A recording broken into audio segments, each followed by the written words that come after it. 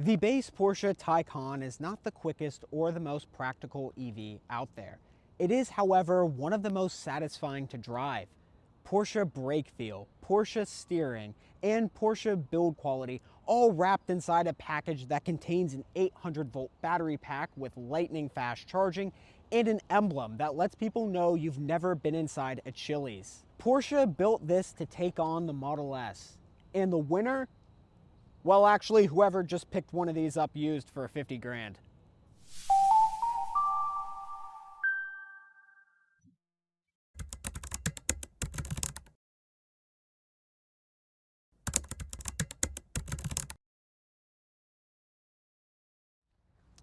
Before we start today's video, my name is Andrew Lambrecht. I'm a project engineer here at Ever, and I'm also a contributor at Inside EVs and Business Insider covering electric cars. Now let's get back to the Porsche Taycan. When the Porsche Taycan debuted as a 2020 model year, it was the first 800-volt EV, and it was also Porsche's foray into the fully electric space. It was a groundbreaking car at launch, but 5 years later, these electric sports sedans are becoming quite the deal. This 2021 Taycan cost around $115,000 with options new, but today you can pick it up for a little over $50,000. So let's find out what you get on a $50,000 electric Porsche.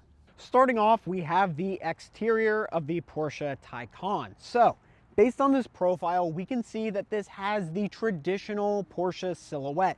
We have flared out fenders and we have massive wheels. So the Taycan comes as standard with 19-inch aero wheels. This particular Taycan is running on the 21-inch Mission E style wheels, and this is running on 265s up front and 305s on the back. So these are very wide tires. As for the overall dimensions of the Porsche Taycan, it is 195.4 inches long, and this car weighs in at 4,820 pounds, which is pretty heavy, but the Taycan contains a 93.9 kilowatt hour battery pack, and of which 83.7 of those kilowatt hours are usable, and it's good for an EPA range of 225 miles. But before you scowl at that 225 mile EPA range, the Taycan does way better in real world driving. And we'll touch on this later, but the EPA numbers for this car are very, very conservative. One thing that really helps out with the Taycan's range is its aerodynamic profile. So this car has a drag coefficient of just 0.22. That's on the exact same level as the Mercedes EQE, which is an electric car modeled after a droopy HomePod.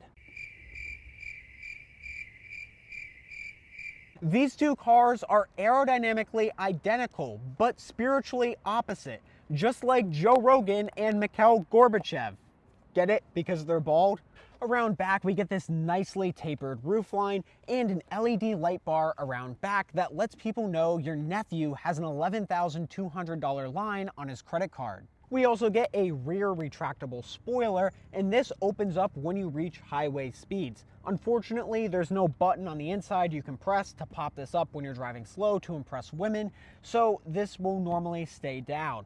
Now, there is one way to get this to pop up a little bit, and that is to put the spoiler into service mode through the infotainment menu, but for the most part, the spoiler will be down at low speeds. Now, despite this really muscular design, we actually have a decent amount of storage area. So to open up the trunk, you press this button right here, and it automatically opens up. Now, since this trunk is open, I have two main notes. So the first thing I really like is that these motorized arms are actually located within the car. So some cars like the Tesla Model 3 have these struts on the outside so they can get weathered and they can be more prone to damage. But since these are on the inside, we can assume that these might be pretty reliable for a long time. However, it is a Porsche, so if anything does break, so will your bank account. On the inside, we get 14.3 cubic feet of storage, which is really good for a sporty sedan. The Tesla Model 3, for comparison, is about 15 cubic feet, and the Polestar 2, which is a liftback, by the way, is 14.4 cubic feet. So overall, pretty solid storage space for a sporty sedan. But wait, there's more cargo space. So to open up the front trunk, you can press on the key or on the inside, and then the front trunk will unlatch. To open it up, there's a small little tab you need to push off to the right, and then you can open up the front trunk. This reveals an additional 3 cubic feet of storage space, leading to 17.3 cubic feet of cargo volume for the entire car. And 17.3 cubic feet is pretty competitive. To close the front trunk, you simply push down and close it. And it feels pretty good since it's a Porsche. To get inside the Porsche Taycan, as you approach the car, the door handles will present themselves, or you can also press the unlock button, door handles pop out, and then you can open up the door. When you get inside the Taycan, there's a few things. First off, that is a very solid door thunk. The second thing is there is a lot of brown everywhere on this interior. That's because this is the Olea Club leather interior option. And the attention to detail is really great. The headliner is brown and the seat backs are full leather. It's very, very premium feeling. And there's one caveat. It costs $7,000 for this Olea Club leather, and it was also $7,000 for the premium package that gets us this glass roof. So it's a little pricey. So that's $14,000 just for those two interior amenities, the nice leather and the glass roof. I will say this leather is very, very nice. Traditional automotive leather is tanned using chromium sulfate, so that gets the color, and that also helps with the durability. But there is a trade-off, and that is you're using a lot of harsh chemicals on the leather. And how Olea Club leather differs is this leather is tanned using olive leaf oil, and this is much better for the environment, but it also takes more time. It's a more intensive process. The trade-off is it feels so much softer than normal automotive leather. Now, this softer feel does mean this leather isn't quite as durable as normal automotive leather, so this is just something to consider, that it can wear a little more easily than normal leather. But besides the leather, the interior is actually very comfortable back here. Now, it isn't very spacious, so I think the first thing you'll notice is that we do have a giant transmission hump in this center area. There's actually a lot of wiring for the battery pack that's located within this housing, but it does encroach upon the interior space. It's not super spacious, though. It does feel kind of, dare I say, cozy back here. It's very nice. We do have some bolstering on these back seats, and it's overall a very nice, pleasant interior, just not a ton of space. We do have a center armrest with 2 cup holders, 2 AC vents, and there are 2 USB-C ports hidden underneath this center seat area. And I say center seat because this one is the 4-seat interior. You can get the 4+1 interior with another seat located in the center area. Now, if you do have this 4+1 configuration spec'd on, you would notice that there really isn't a ton of space back here. So I think the Taycan, for all intents and purposes, is a 4-seat vehicle. Since this has the extended leather, we have leather with this nice stitching pattern up here, more leather, more leather, more leather, more leather. There's just leather everywhere on this door panel. And the areas that aren't leather are very nice materials as well. So we have these neodymium accents for the door handles and this little piece of trim right here. And the inside of these door panels are made out of carpet. So if stuff's rolling around in there, you won't hear it as much as you would in a door panel that's all plastic. It's actually kind of funny because you can see the dichotomies of automakers. So with Rivian and Tesla, they're very proud, no animal materials on this interior. And then you got Porsche with this extended leather, and they're just like cows. Up front, we get even more leather. So the entire dashboard is made of leather, which is really, really nice. If you're the driver or the passenger and you reach up, you just feel nice, soft leather. So sorry to the cows, this is awesome. What's also awesome is since we have the premium package, we get these 14-way power adjustable seats. They are heated and ventilated, and they just feel really nice. One slight complaint is that the bolstering isn't incredibly impressive in here, but it still feels really nice, and the ventilation is always a nice touch. If you are getting a Porsche Taycan, I really recommend the premium package so you get the ventilated seats. It just makes the car feel a lot more premium and helps out on summer days. We also get a passenger display, which we will talk about in a second. This was a $1,300 option. So when you add up everything on this interior premium package, so we get the sunroof, leather, and this passenger display, we're looking at about $15,000 in options just to make this interior look the way it does. Looks very nice. Unfortunately, for the original owner, you don't really get a lot of that value back on the secondhand market. So we have this Taycan, which is priced around other Taycans in the low $50,000 range, but you happen to have probably the nicest spec interior. We also get these neodymium accents around the cup holders and the AC vents, and it just gives the car a really nice premium feel. Complements the Olea Club leather. Overall, this is a very well executed interior. However, there is one complaint. So we have this very nice headliner that spans halfway down this B-pillar, but the lower half of this interior B-pillar is just all cheap plastic. It's a little disappointing because the rest of this interior is so nice, and then we just get a bunch of plastic right there. So that's a little disappointing. Now it's time to talk about software. So beneath this leather dashboard, we have our center infotainment display and also our passenger display, which we will get to in a second. As for the center infotainment display, it's kind of a mixed bag, leaning more towards the negative side. First off, what is good? Well, we have wireless CarPlay and Android Auto, which is great because then you don't have to use the built-in infotainment. You just project it onto the screen from your phone. That's good. What's also good is the navigation system. So this does have an EV route planner and it seems to work pretty well. So say we want to go to San Diego, we can just type in.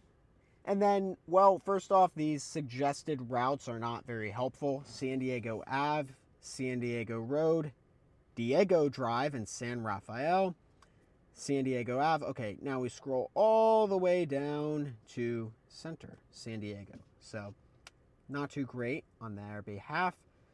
But now we have our route that's getting planned. There we go. So we can look at our charging stops. So say we click right there. We can see we get in at 15% and then we leave at 60%. We're going to charge for 10 minutes. And then we can go 149 miles to the next charging stop. Or actually that's 149 miles to this charging stop, I believe. But nevertheless, we have a lot of information at our disposal. And if we zoom out, we can actually see our range map. And this isn't a crappy circle or anything like that. This actually shows you how far you can go on roads to reach the end of our charge limit. So if we wanted to plan a route, we could easily see, oh, hey, we can possibly make this charging station in Davis, and then we can charge up there and continue on our trip. So this is actually really nice, a great range map on Porsche's behalf. And then if we zoom down, we can see the 4 charging stops we need to make on our way to San Diego. Overall, this is a pretty good route planner. I've seen worse, and I think Porsche actually kind of cooked on this, so good on them. Not good on Porsche, though, is the charging menu. This is really goofy. First off, apparently from our route, we have a charging target automatically set to 70%. So that's kind of weird, and I'm assuming if we cancel our route on this passenger display, all right, it does not want us to cancel. Oh, there we go, it's canceled. So now our charging limit disappeared. I just want to create a charging limit on this car, and I have not found out a way to do that. So I wanted to maximum charge the car to around 80 or 90%, and it appears I am unable to do that. We have our general charging profile, and then if I press the option menu, we have a few things. Minimum charge, which is setting of the charging target that the vehicle should reach as quickly as possible when charging, which is a little weird. And then optimized charging, so this optimizes the charging cost based on whatever electricity provider you're using. These are kind of weird options to have. So Porsche did implement some customizability in this charging setting menu, but none of these changes actually help. I haven't found a way to put a charging limit in here, and there's no way to adjust the current limit either. So if you're level 2 charging and you don't want it to charge as fast, or you're on a older breaker and you don't want to push it, there's no way that you can reduce the current. So those are two features that you get in a lot of other EVs. Even the Volkswagen ID4, you can change both of those features, and this is made by the same umbrella company, and it's kind of weird that we don't have that customizability. It's a little lame on such a high-tech electric Porsche. Now, there are some other nice things. So we have our vehicle menu, and we can change the drive mode, we can adjust the chassis, we can put this in Sport Plus mode, and then we can turn on recuperation. So we will talk about this in the driving portion, but it's not quite what you think, so we will discuss that later. Overall, this infotainment is fine. It's nice. We have Apple CarPlay. The route planner is nice. Now, as a final note on the software, one thing I do really appreciate are the climate control menus located right here. So these are always visible in the center of the car. And if we want to adjust the fan speed, we can press up or down on the right side, and then the temperature is on the left side. These are haptic buttons as well. So if I rest my finger here, nothing really happens. But then if I press down, I get haptic feedback, and it feels really nice. We also have our heated and ventilated seats right here. And what's really cool is we can turn both of these on at the same time. So if you're into that, the Porsche Taycan is for you. And I think that's the thing. This car is relatively usable. It does pretty much everything you kind of want to or expect in a car. But in terms of like the EV functionality, EV customization, like with the charging settings, you don't really get that in the Taycan. Now, one thing that is nice is this center display right here. And this is a curved screen. It's pretty cool too. So if you want to turn on the headlights, you just press right there. And it works pretty well. I don't really have any complaints with this, and it feels very driver focused. So I like the curved display, and the steering wheel does not look bad either. And one final note is the Bose audio system. So this is a very nice feature to have. It comes with the premium package because the base audio system on the Taycan is 6 speakers, 100 watts. So it's really, really underpowered. Does not sound good at all. And the Bose audio system does sound pretty good. It has a nice punch to it. It's not the best audio system out there, but it's pretty good and a huge upgrade over the base audio system. The Burmester sound system, I would assume, is even better, but it's like a $5,000 option on the new Taycan. If you are looking for a Taycan, really recommend finding one at least with the Bose audio system. And now we've just pulled up the Taycan to a DC fast charging station so we can discuss its charging attributes. First off, there are 2 battery sizes on the original Taycan. You can get the performance battery, which is 79.2 kilowatt hours, or the Performance Battery Plus, which is 93.4 kilowatt hours. However, both of these cars have a pretty large buffer, so the regular battery gets 71 kilowatt hours usable, and the Performance Battery Plus gets 83.7. The base battery has a peak DC charging rate of 225 kilowatts, and this Performance Battery Plus version can go up to 270. However, since the smaller battery pack has a lower charging rate, they can both charge from 10 to 80% in 18 minutes. But what was really interesting in our charging test of the Porsche Taycan 4S with the exact same battery pack as this one, we got a 1 to 80% charging time of 18 minutes. A general theme with Porsche is that their quoted numbers are often a little underestimated. So we were able to go 1 to 80% in the same time that Porsche said it can go from 10 to 80%. And now on charging, I have 2 main pointers. So the first one is AC or level 2 charging. And the Taycan can accept 11 kilowatts on AC in its base guise, or if you upgrade to the more beefy onboard charger, you can charge at 19.2 kilowatts, which is 80 amps. And that is really fast level 2 charging. So if you find yourself level 2 charging a lot, then it might make sense to find a Porsche Taycan with that beefier onboard charger. Another note is that the Taycan is an 800 volt EV. So that means if you use a lower voltage, high voltage charger, so say you're at a version 3 Tesla supercharger, which maxes out at 480 volts, this car will actually need to step up the supercharging voltage to match that of the battery pack. Now that process requires a lot of expensive onboard equipment. So if you get a base Taycan, it can do 50 kilowatts on a Tesla supercharger. But if you get the 150 kilowatt boost charger, then the Taycan can charge at up to 150 kilowatts on a Tesla supercharger. For an 800 volt EV, that's still pretty fast. For comparison, the Kia EV6 and Ioniq 5 can do 100 kilowatts, and the Lucid Air still only does 50. But if you're using V4 and Electrify America, EVgo and plenty of other mainstream charging stations, you really won't find yourself at the limited charging speeds. It's mainly just for using older Tesla superchargers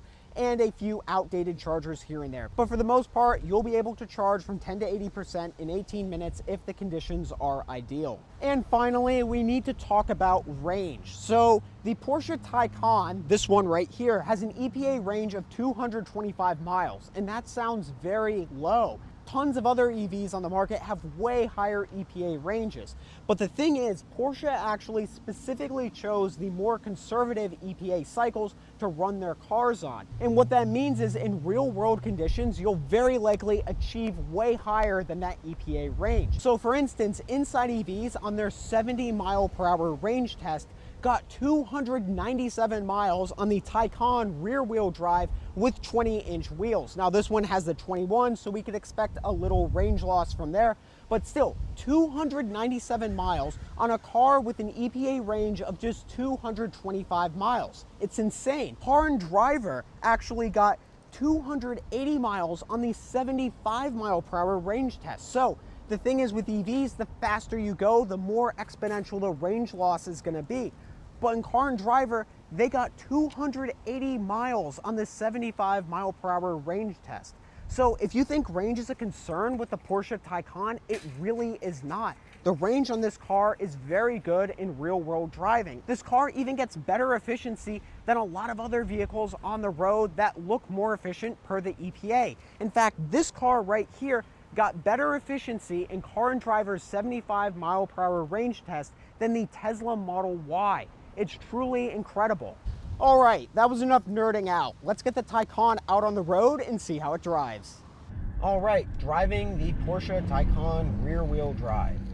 So to start off, this car drives like pretty much every Taycan I've driven before, which mainly consisted of 4 and 4S variants.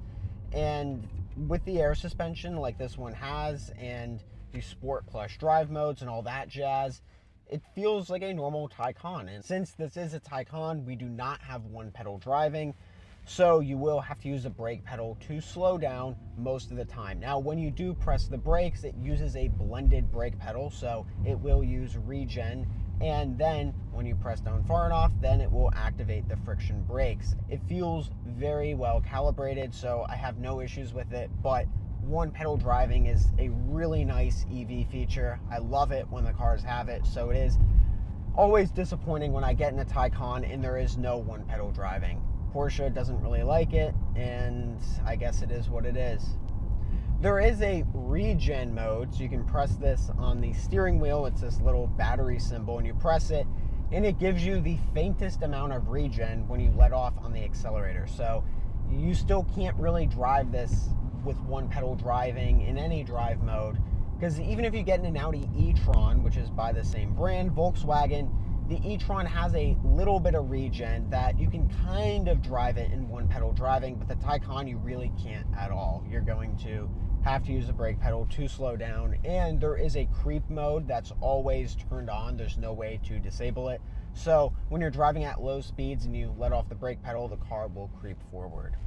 The nice thing about the Taycan is that when you're driving it around cities and you throw it into comfort suspension and you raise the ride height a little bit, this car is very comfortable to drive around town. When you want it to be sporty, it can obviously be very sporty, but for the most part, if you want this car to drive like a comfortable cruiser around town, it can definitely do that as well.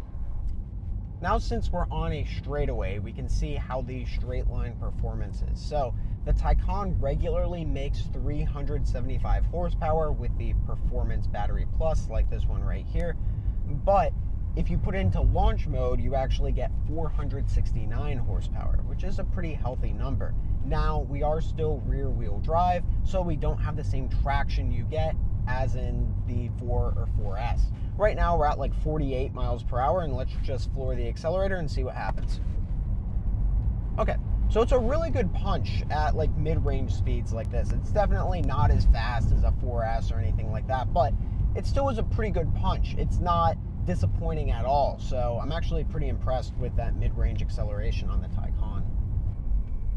All right, let's do a quick launch in the Taycan. So we're in Sport Plus mode. left foot on the brake, right foot on the accelerator, let go. Okay, that was a very anticlimactic launch. It was not that intense off the line. It was actually very gentle, which is what I normally expect from rear-wheel drive EVs. So that was a bit of a miss. Now, the saving grace is that this car does tend to ramp up the power. So even if you floor it at like 40 or 50, it still doesn't give you all the power instantly. So you do get a pretty good punch off the line, but it does start getting faster and faster once you start getting above 50, 60 miles per hour. So I think it feels good. If you want something that's more intense off the line, definitely you need an all-wheel drive Taycan. Now we're getting close to some curvy roads, and I think we need to address the elephant in the room, or perhaps the elephant in the car, which is the weight. So this Taycan with the Performance Battery Plus weighs in at 4,820 pounds. That's a lot of weight. What's also crazy is that the 2019 Porsche Cayenne S with a twin-turbo V6 weighs 4,802 pounds. So this is heavier than a Cayenne from 2019. But before we start complaining about the weight, the one thing is the Taycan is still a really fun car to drive. And that's because Porsche has worked wonders on this suspension to make you not really feel that 4,820 pounds. Let's demonstrate. So we have some really fun roads right up ahead, and first and foremost, there's very little body roll in this car. And the second thing is the steering is so responsive and direct. You can feel so much through the steering wheel, and it's really awesome on an electric car. A lot of EVs suffer from very numb feeling steering wheels, and the Taycan just does not have that. It feels like you're driving a true Porsche, and for that, I really, really admire the driving feel in this car. It is a lot of fun.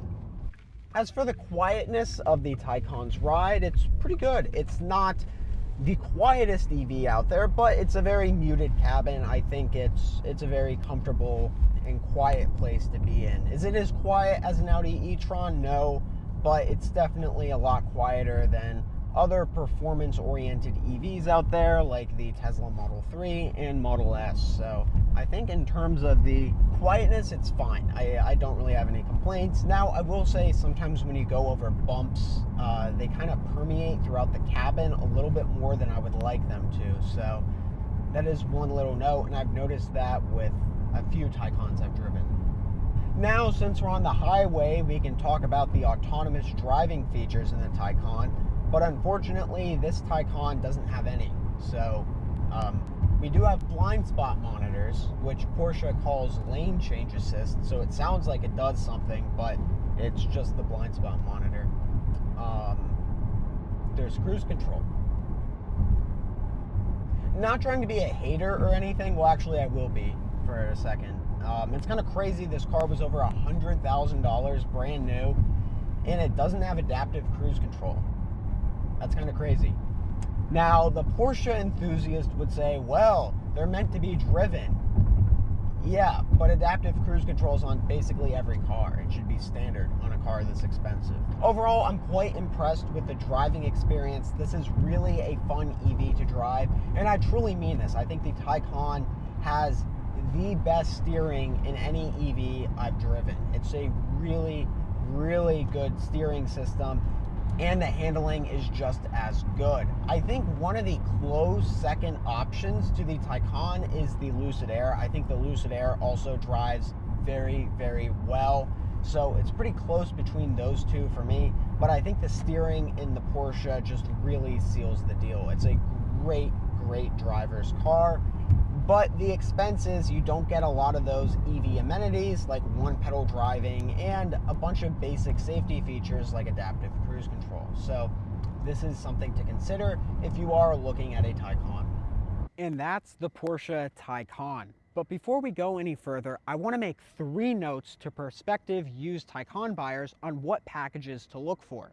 The first one is the Performance Battery Plus. Now, this adds on an additional 12.7 kilowatt hours of usable battery capacity, and if you're averaging around 3.5 miles per kilowatt hour, that means you can go an additional 45 miles on a single charge, and I think that's a pretty big deal. The next package is the premium package. This one was around $7,000 when the car was new, but it doesn't really affect used values that much. The premium package does, however, add on a lot of features. You get the Bose audio system, ambient lighting, ventilated seats, the glass roof, matrix LED style headlights, and a bunch of other amenities. It really makes the Porsche Taycan feel like a true luxury car. Because trust me, I've driven a base model Taycan and it was incredibly underwhelming. The audio system is terrible, didn't have a glass roof, and it just didn't feel like a six-figure car. The final feature to look for is adaptive cruise control. Now, not all Taycans come with adaptive cruise control because this was an option. This particular one doesn't have it, which is a little disappointing, but if you do want your highway drives to be much less stressful, then I recommend finding one with adaptive cruise control. Porsche designed and engineered the Taycan to look stunning, drive incredibly well, and hit 60 miles per hour in 5 seconds. Turns out it can also hit 60K in depreciation pretty quick too. But if you're looking for one of the best driving EVs on the market and you have $50,000 burning a hole in your pocket, I don't think I have any better recommendation for you. If you enjoyed today's video, please tell your friends that Evercars Media is your only source of information, and hit the subscribe button for new videos every Tuesdays, Thursdays, and Saturdays. Thanks for watching.